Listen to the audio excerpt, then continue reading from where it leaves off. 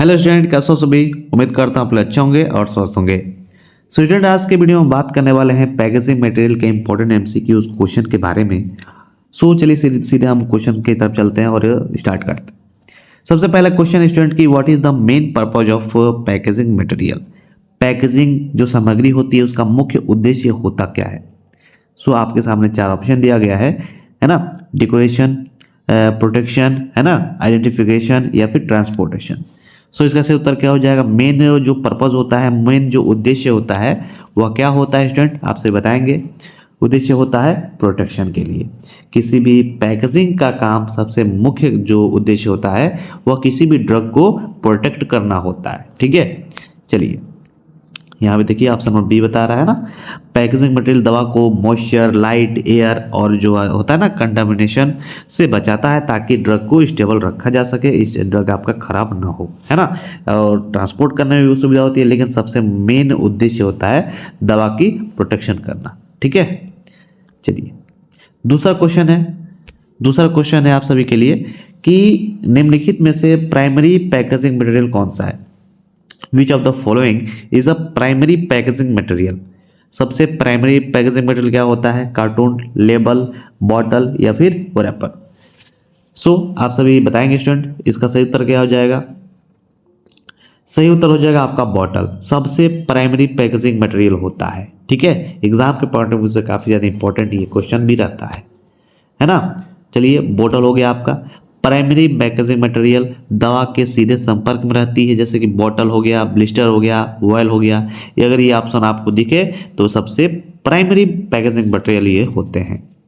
तीसरा क्वेश्चन देखिए, तीसरा क्वेश्चन कह रहा है कि ग्लास कंटेनर किस कारण से, है ना, प्रिफर्ड होते हैं।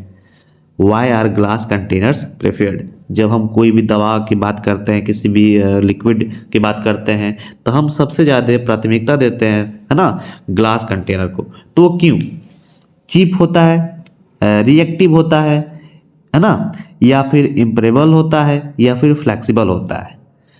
देखिए बताइए स्टूडेंट, इसका सही उत्तर क्या हो जाएगा। इम्प्रेबेबल होता है। ठीक है, इसलिए हम सबसे ज़्यादा ग्लास कंटेनर को, है ना, प्रेफर्ड करते हैं। ग्लास एयर जो होता है मॉइस्चर और गैस के लिए, है ना, इम्प्रेबल होता है, इसलिए लिक्विड प्रिपरेशन के लिए सबसे ज्यादा ये उपयुक्त होता है। ठीक है, चौथा क्वेश्चन देखिए। चौथा क्वेश्चन कह रहा है कि टाइप 1 या टाइप फर्स्ट ग्लास किससे बना होता है। Type 1 glass is made of soda lime glass से बना होता है, बोरोसिलिकेट ग्लास से बना होता है, प्लास्टिक से या फिर पॉलीमर से। स्टूडेंट बोरोसिलिकेट ग्लास से बना होता है आपका क्या, टाइप 1 ग्लास। ठीक है, इंपॉर्टेंट है, ध्यान रखिएगा। बोरोसिलिकेट ग्लास, बोरोसिलिकेट ग्लास जो होता है आपका, है ना, type first glass chemically resistant होता है ना। इंजेक्टेबल प्रिपरेशन के लिए सबसे ज्यादा यूज में इसको लाया जाता है, बोरोसिलिकेट ग्लास को। चलिए यहाँ देखिए, यहाँ कह रहा है कि what is the major disadvantage of plastic container. Disadvantage पूछा जा रहा है कि सबसे बड़ा डिसएडवांटेज प्लास्टिक कंटेनर का क्या है। हैवी होता है, ब्रेकेबल होता है, परमेएबल होता है, या फिर सबसे ज़्यादा कॉस्टली होता है। तो भैया परमेएबल होता है, याद रखिएगा। प्लास्टिक कंटेनर का सबसे ज़्यादा डिसएडवांटेज परमेएबल है ना। प्लास्टिक जो मॉइस्चर और गैस को पास कर सकती है ना, जिससे ड्रग की स्टेबिलिटी प्रभावित हो सकती है या फिर खराब हो सकती है। छठवां प्रश्न देखिए, छठवां क्वेश्चन ये भी इंपॉर्टेंट है। स्ट्रिप पैकेजिंग सामान्यतः किस मटेरियल से बनती है। जो स्ट्रिप पैकेजिंग होती है यूजुअली मेड ऑफ, है ना, ग्लास से, एल्युमिनियम फॉयल से, पेपर से या फिर प्लास्टिक बोतल से। इसका सही उत्तर हो जाएगा एल्युमिनियम फॉयल से बनी होती है आपकी स्ट्रिप पैकेजिंग। ठीक है, चलिए एल्युमिनियम फॉयल लाइट और मॉइस्चर से, है ना, एक्सीलेंट प्रोटेक्शन देता है। सातवां प्रश्न देखिए स्टूडेंट, सातवां प्रश्न कह रहा है कि ब्लिस्टर पैकेजिंग में कैविटी किससे बनती है। In blister packaging cavity is made of aluminium, PVC, paper या फिर ग्लास। तो भैया पीवीसी से बनती है। पीवीसी का सभी लोग तो पीवीसी का सबसे पहले कमेंट सेक्शन में बताएंगे फुल फॉर्म क्या होता है पीवीसी का, है ना। सबसे ज्यादा जल्दी बताइए। पीवीसी प्लास्टिक फ्लेक्सिबल होता है, टैबलेट कैप्सूल को होल्ड करता है। ठीक है, पीवीसी का आंसर दीजिएगा आप सभी कमेंट में, पीवीसी का फुल फॉर्म क्या होता है। आठवां प्रश्न देखिए, आठवां प्रश्न कह रहा है कि सेकेंडरी पैकेजिंग मटेरियल का एग्जाम्पल पूछा जा रहा है। Which is an example secondary packaging material, strip, bottle, cartoon या फिर ब्लिस्टर। सो आपका सेकेंडरी पैकेजिंग मटेरियल का एग्जाम्पल कार्टून होता है। ठीक है, कार्टून क्या होता है आपका, सेकेंडरी पैकेजिंग प्रोटेक्शन और इंफॉर्मेशन के लिए होता है, डायरेक्ट ड्रग कंटेनर में, है ना, कनेक्ट में नहीं आता है। ड्रग के कनेक्ट में क्या आता है, बॉटल आता है ना, मैंने आपको ऊपर बताया अभी। नौवां प्रश्न देखिए स्टूडेंट, नाइन्थ नंबर प्रश्न कह रहा है कि जो क्लोजर होता है, बॉटल का जो क्लोजर होता है उसका मुख्य कार्य होता क्या है। What is the main function of closure, identification, sealing, colouring या फिर प्राइसिंग। सो इसका सही उत्तर क्या हो जाएगा, क्या हो जाएगा, सीलिंग होता है। ठीक है, लेबलिंग का काम होता है आइडेंटिफिकेशन करना। सीलिंग क्या हो जाएगा, क्लोजर कंटेनर को टाइट बंद रखते हैं ताकि लीकेज और कंटामिनेशन न हो सके। 10वां प्रश्न देखिए, 10वां प्रश्न कह रहा है कि रबर क्लोजर आमतौर पर कहाँ उपयोग होते हैं। Rubber closure are commonly used in, जो रबर क्लोजर होते हैं मुख्यतः कहाँ इस्तेमाल में लाए जाते हैं। तो रबर क्लोजर इंजेक्टेबल में जो होता है ना, यहाँ पे हम इस्तेमाल में लाते हैं। ठीक है, सब इंपॉर्टेंट क्वेश्चन हम बता रहे हैं आपको, एक टॉपिक लेते हैं और उससे इंपॉर्टेंट जितने भी क्वेश्चन होते हैं वो सब आपके सामने हम रखते हैं। रबर क्लोजर, है ना, नीडल पंचर, है ना, की अनुमति देते हैं, और है ना, जो नीडल होती है, नॉर्मल सी बात है, आप सभी जब इंजेक्शन लगाते होंगे तो वहाँ पे रबर क्लोजर आता है जिसमें नीडल हम लगाकर अपना इंजेक्शन उसमें से पास करते हैं। चलिए 11वां प्रश्न देखिए, अम्बियर क्लोजर ग्लास का उपयोग क्यों किया जाता है।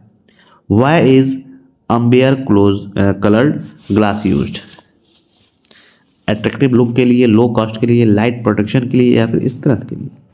तो भैया लाइट प्रोटेक्शन के लिए हम इस्तेमाल करते हैं अम्बियर कलर्ड ग्लास का।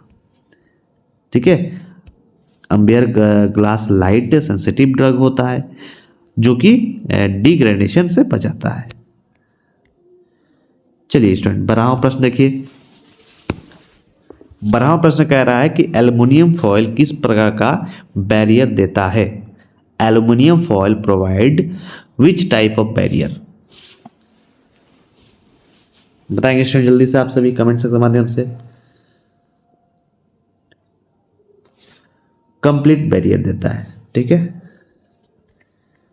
Aluminium foil air, light, moisture के लिए कंप्लीट बैरियर होता है ना। चलिए 13वां नंबर प्रश्न देखिए, 30 नंबर प्रश्न कह रहा है कि कंटेनर का सिलेक्शन किस पर डिपेंड करता है। Selection of containers depends on, यानी जब भी हम ड्रग का कंटेनर लाते हैं, है ना, तो सिलेक्शन करने में सबसे ज्यादा अहम भूमिका क्या निभाता है, cost, colour, nature of drug या फिर shape. Student nature of drug, है ना, यानी कि ड्रग का नेचर क्या है, यानी सबसे ज्यादा देखिए कि ड्रग पे निर्भर करता है कि जिस तरीके का नेचर होगा उस तरीके का हम कंटेनर का इस्तेमाल करेंगे, है ना। ड्रग की स्टेबिलिटी, है ना, सेंसिटिविटी और डोजेस फॉर्म के अनुसार कंटेनर चुना जाता है। चलिए बहुत बढ़िया। 14 नंबर प्रश्न देखिए, 40 नंबर क्वेश्चन कह रहा है कि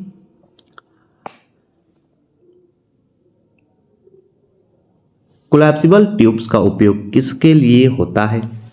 कोलैप्सिबल ट्यूब्स का यूज्ड फॉर, टैबलेट के लिए, सिरप के लिए, ऑइंटमेंट के लिए या फिर इंजेक्शन के लिए। ऐसे ऐसे वर्ड आपको बहुत ज़्यादा देखने को मिलेंगे एग्जाम में, है ना। तो आप सभी जब पहले पढ़ रहोगे ना तभी आप उसको क्लिक कर पाओगे और तभी आपका उसका आंसर दे पाओगे। तो भैया ऑइंटमेंट के लिए हम इस्तेमाल में लाते हैं, है ना, किसका, कोलैप्सिबल ट्यूब्स का।